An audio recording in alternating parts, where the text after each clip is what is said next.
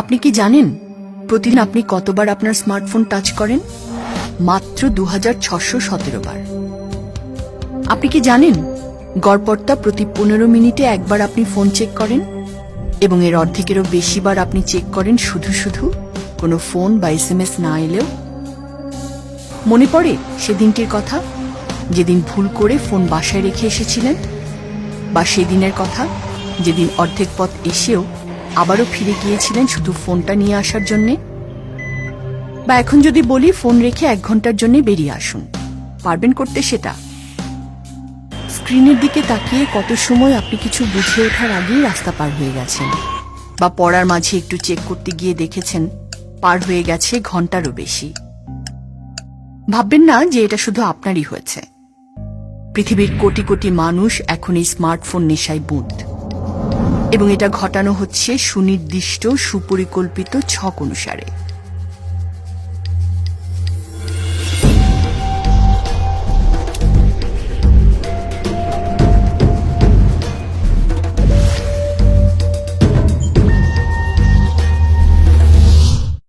This thing is a slot machine.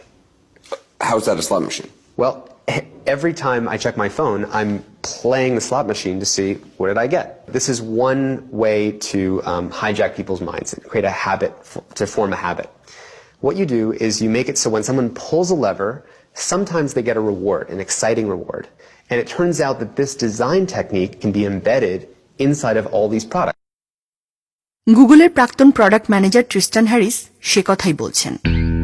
স্ট্যানফোর্ডে যখন Harris পড়তেন, সব ছাত্রদের সাথে একটি ক্লাসে তাকে যেতে হতো, পারসুয়েসিভ টেকনোলজি ডিজাইন ক্লাস। যে ক্লাসে তারা শিখতেন প্রযুক্তিকে কিভাবে মানুষের মনোলোভা করে তুলতে হয়। শেখাতেন প্রফেসর বিজে ফগ, এই জগতের একজন মাস্তান লোক। বিজে ফগের সফল ছাত্রদের একজন নিরিয়াল। বিশ্ববিদ্যালয়ের শিক্ষা রপ্ত করে সিলিকন ভ্যালিতে যে বেশ ভালোভাবেই গুছিয়ে নিয়েছে নিজের আখের। নিরিয়ালের লেখা একটি বই হল hooked, how to build habit forming products. নাম থেকে স্পষ্ট নিরিয়ালের কাজের উদ্দেশ্য। চলুন দেখা যাক বিজে ফগ বা নিরিয়াল এসব ক্লাসে কি শেখান। Variable rewards. আপনি কি খেয়াল করেছেন কখনো কখনো লাইকের একেবারে বন্যা বয়ে যায় আপনার ইনস্টাগ্রামে, আবার কখনো একেবারে কিছুই না? আপনি যদি মনে করে থাকেন যে এটা খুব সহজ স্বাভাবিকভাবে ঘটছে, তাহলে ভুল। মনোবিজ্ঞানের ভাষায় একে বলে ভ্যারিয়েবল রিওয়ার্ডস। ধরুন আপনি যদি প্রতিনিয়তই আপনার পছন্দের জিনিসটি পেতে থাকেন, আপনার কি তার প্রতি আকর্ষণ থাকবে? থাকবে না। কিন্তু আপনি যদি সেটা মাঝে মাঝে পান, আশাই করেননি এমন মুহূর্তে পান, কেমন লাগবে আপনার? প্রচন্ড আনন্দ, চরম একটা উত্তেজনার শিহরণ বয়ে যাবে না আপনার শরীর মনে? প্রযুক্তি ডিজাইনাররা এই কৌশলকেই কাজে লাগায়। আপনার লেখা বা ছবিতে কোনো লাইক পড়ার সাথে সাথে কিন্তু আপনি দেখেন না, কারণ অ্যাপ ডিজাইনটাই এমন যে প্রথমে এগুলো এসে একটা কোথাও জমা হবে। এরপর বোঝার চেষ্টা করা হবে সেই মুখ্য মুহূর্তটা যখন এই লাইকগুলো পেলে আপনি সবচেয়ে আনন্দিত হবেন। আর এত সব কিছুর মূল উদ্দেশ্য একটাই, আপনি যাতে বারবার ফিরে আসেন, বেশি বেশি ব্যবহার করেন। আবেগের দুর্বলতার সুযোগ। এরা আপনার আবেগের দুর্বলতা নিয়েও খেলে।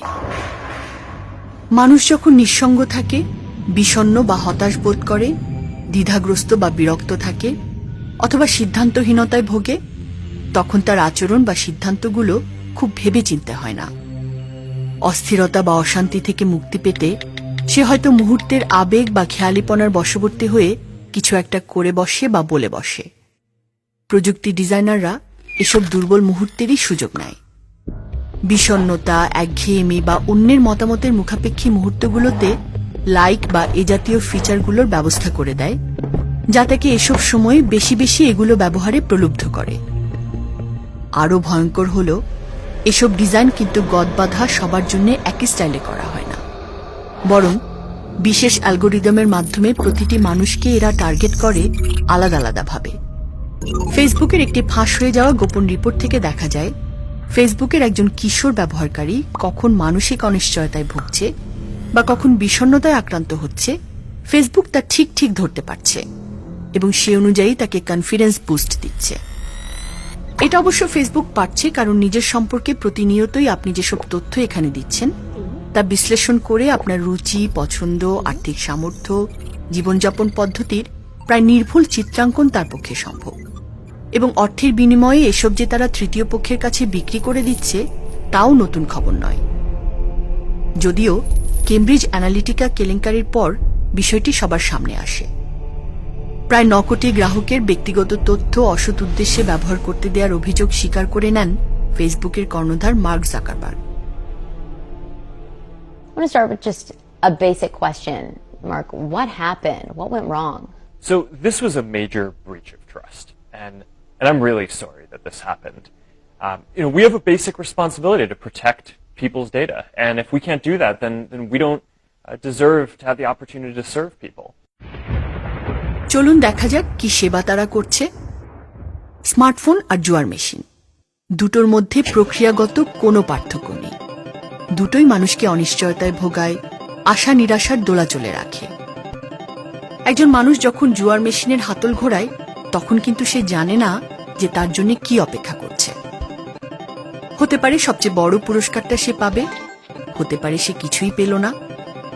দুরু দুরু বক্ষের এই অনিশ্চয়তাই জুয়াকে এত জনপ্রিয় করেছে। স্মার্টফোনও তাই। নোটিফিকেশনের আইকনটা যখন সে দেখছে তখনও কিন্তু সে জানে না এটা খুললে সে কি দেখতে পাবে। নতুন কোনো মেইল তার জন্য অপেক্ষা করতে পারে, নতুন লাইক পড়তে পারে, অথবা একেবারে কিছুই না দেখতে পারে। আর সেজন্যেই স্মার্টফোনকে ঘিরে আমাদের এত আসক্তি। লাইক, ইমোজি, ফলোয়ার, জুয়ার পুরস্কার। জুয়া খেলায় জিতে গেলে যেসব পুরস্কার মানুষ পায়, ফেসবুক আর ইনস্টাগ্রামের লাইক এবং টুইটারের মনোলোভা ইমোজি আর নতুন ফলোয়ার তাই। আর এটা করতে গিয়ে ডিজাইনাররা ব্যবহার করেছে মানব মনের কার্যকরণ। মানুষের মস্তিষ্কে ডোপামিন নামে এক ধরনের কেমিক্যাল নিঃসরণ ঘটে প্রতিনিয়ত। কিন্তু হঠাৎ যদি এমন কিছু ঘটে যা প্রত্যাশার চেয়েও ভালো, তখন আকস্মিকভাবে বেড়ে যায় এই ডোপামিনের প্রবাহ। এবং ভালো লাগাকে আরো বাড়াতে ব্রেন তখন ওই কারণটাকেই আরো বাড়াতে বলে। ফেসবুক, টুইটার বা ইনস্টাগ্রামের লাইক এ ব্যাপারটাই ঘটায়। লাইক পাওয়ার সুখানুভূতি পেতেই বারবার আমরা পোস্ট বা কমেন্ট করতে থাকি, দেখতে থাকি নতুন কি এলো। স্ট্রিক্স। স্ন্যাপচ্যাটের স্ট্রিক্স ফিচারটি কি করছে? বিশেষ কারোর সাথে আপনি কতবার মেসেজ আদান প্রদান করছেন তার হিসাব রাখছে। আপনার কি কখনো মনে হয়েছে কেন এই হিসাব? এক কথায় আপনাকে আসক্ত করবার জন্যে। কারণ সংখ্যাটা দেখলেই মনে হবে কিভাবে এটা বাড়ানো যায়। বাস্তবে হয়েছেও তাই। অল্প বয়সী যেসব ছেলেমেয়ে স্ন্যাপচ্যাট ব্যবহার করছিল, স্ট্রিক্স হারানোর ভয়ে তারা এত আতঙ্কিত ছিল যে বাবা মায়ের সাথে বেড়াতে যাওয়ার সময় নিজেদের পাসওয়ার্ড দিয়ে যাচ্ছিল তারা সমবয়সী আরও 5 জন বন্ধুকে, যাতে তার হয়ে তার স্ট্রিক্স কাউন্ট বাড়াতে পারে বন্ধুরা। পুল টু রিফ্রেশ আরেক কৌশল। টুইটারের পুল টু রিফ্রেশ। আপনি কি কখনো ভেবে দেখেছেন এখনকার সময়ে অ্যাপগুলো যখন নিজে নিজেই আপডেট হতে পারে, তখনও কেন এই ফিচারটি টিকে আছে শুধু নয়, জনপ্রিয়তম ফিচারগুলোরও একটি হিসেবে আছে? কারণ জুয়া মেশিনের সাথে এর যোগ। জুয়ারিদের যদি জুয়া মেশিনের হাতল ঘোরাতে দেয়া না হতো, তাহলে জুয়ার এত আকর্ষণ হয়তো থাকত না। পুল টু রিফ্রেশের ক্ষেত্রেও তাই হয়েছে। নোটিফিকেশন ডিজাইনটি কেন লাল? আপনি কি খেয়াল করেছেন ফেসবুক সহ যে কোনো অ্যাপের নোটিফিকেশন রংটি সবসময় লাল হয়? কারণ লাল উত্তেজনা আর আকর্ষণের রং। নীল, সবুজ বা অন্য যে কোনো রঙের তুলনায় লাল দেখে আপনি প্রলুব্ধ হবেন বেশি। তাহলে এবার আপনিই বলুন, এসব প্রযুক্তি ডিজাইন যারা করেছে তাদের উদ্দেশ্য কি মানব কল্যাণ ছিল, নাকি ছিল মানুষকে এটা ব্যবহারে আসক্ত করে ফেলা? And so you could ask, when these features are being designed, are they designed to most help people live their life? Or are they being designed because they're best at hooking people into using the product? A computer programmer who now understands how the brain works knows how to write code that will get the brain to do certain things. Ramsay Brown ক্যালিফোর্নিয়ার ভেনিসে নিজের software কোম্পানির সহকর্মীদের নিয়ে এ ধরনের app বানানোই তার পেশা। রামজি বলছিলেন, মানুষ যাতে বারবার অ্যাপটি ব্যবহার করতে প্রলুব্ধ হয় সেটা নিশ্চিত করতেই আমরা কাজ করি। We're trying to figure out how to get people coming back. When should I make you feel a little extra awesome to get you to come back into the app longer? রামজির মতো প্রোগ্রামারদের কাছে আমরা স্রেফ guinea pig ছাড়া কিছু নই। They're holding some of them back for you to let you know later in a big burst. Like, hey, here's the 30 likes we didn't mention from a little while ago. So all of a sudden you get a big burst of likes. Yeah, but why that moment? There's some algorithm somewhere that predicted, hey, for this user right now, who's experimental subject 79B3 and experiment 231, we think we can see an improvement in his behavior if you give it to him in this burst instead of that burst. We're guinea pigs. You're guinea pigs. You're guinea pigs in the box, pushing the button and sometimes getting the light. প্রশ্ন হচ্ছে কেন? এটা করিয়ে তাদের কি লাভ?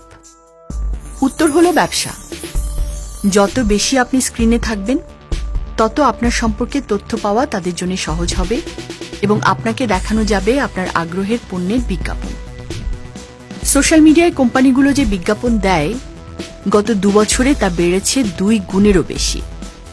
$40 billion, আমাদের টাকায় 3,33,000 কোটি টাকা। You don't pay for Facebook.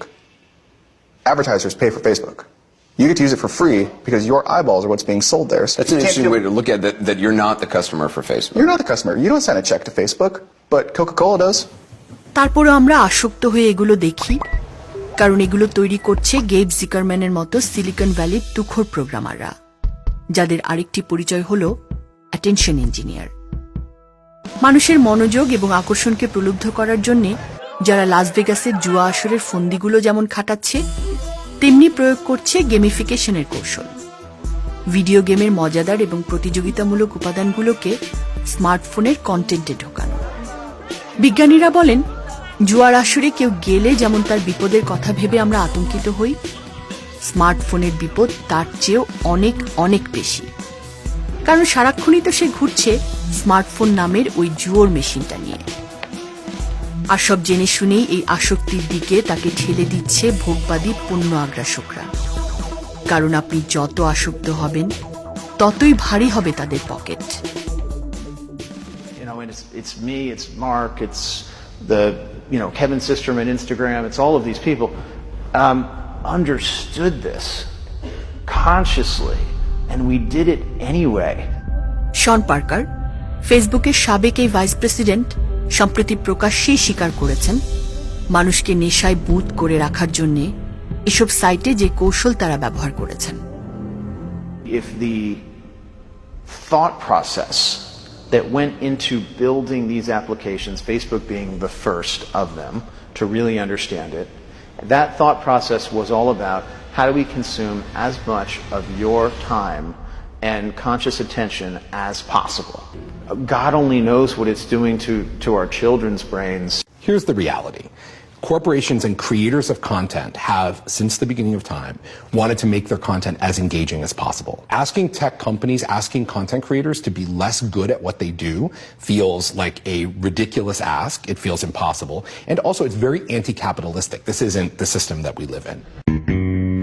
প্রযুক্তির মুনাফা ভোগীরাই ব্যবহার করছে না। প্রযুক্তিপণ্য মানুষের নেশা ধরিয়ে দেয়, এ অভিযোগ যদি মিথ্যা হতো তাহলে যারা এসব প্রযুক্তিপণ্য তৈরি করছে বা এর মুনাফা ভোগ করছে তারা নিজেরা কেন এগুলো ব্যবহার করছে না বা ব্যবহার করতে দিচ্ছে না তাদের সন্তানদের? জাস্টিন রোজেনস্টাইন, ফেসবুকের লাইক ফিচারটি নিয়ে কাজ করেছে যে টিম, তিনি তার গুরুত্বপূর্ণ সদস্য ছিলেন। লাইকের সর্বনাশা প্রভাব সম্পর্কে তাই তার চেয়ে বেশি আর কেউ জানে না তা বলাই বাহুল্য।